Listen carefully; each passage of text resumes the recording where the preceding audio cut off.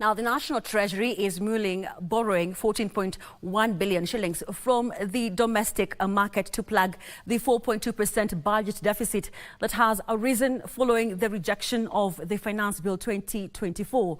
Treasury Principal Secretary Ksh.141B, while appearing before the National Assembly's Public Debt and Privatization Committee, said despite the implementation of austerity measures, the budget deficit had risen from 3.3% to 4.2%. As a result, counties will also lose at least 20 billion shillings from the equitable share as the national government entities also take a budget cut. The rejection of the Finance Bill 2024 has sent the government back to the drawing board, with various entities, both at the national and county level, being forced to take budget cuts. Treasury Principal Secretary Ksh.141B engaged the National Assembly Public Debt and Privatization Committee on strategy to address the budget deficit that has risen from 3.3% to 4.2%. We are still working on the foreign financing because we are still having discussions with external partners like World Bank, like IMF, where we could still potentially raise more money in line with our strategy to go for concessional. We are also looking at other areas of looking at liability management. The Treasury has now rationalized budgets of various government agencies by at least 178 billion shillings in the budget cuts.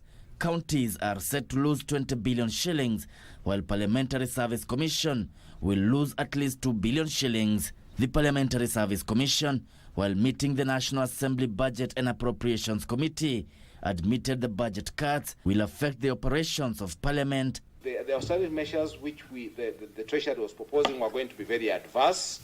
We are asking the Budget and Appropriations Committee to take account of the need for resources for normalization of legislative business and business continuity, and to take account also of the core business of Parliament as distinguished from other MDS.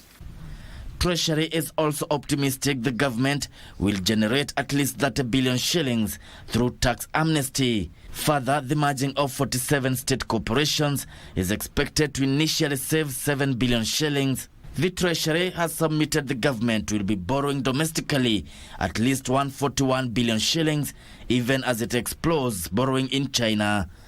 We have the discussions with the Chinese on panda bond, which we could potentially raise money in the Chinese market.